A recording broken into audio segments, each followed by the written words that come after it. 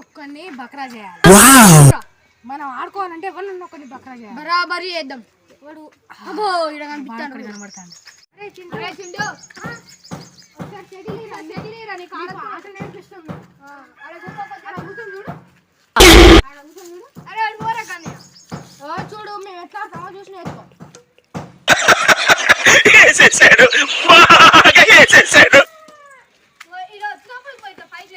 ఇట్లా పెట్టి ఇట్లా కొట్టాలి, గట్టి కొట్టాలి, ఇట్లా టచ్ చేయాలి, అది ఇట్లా చూసినా ఎట్లా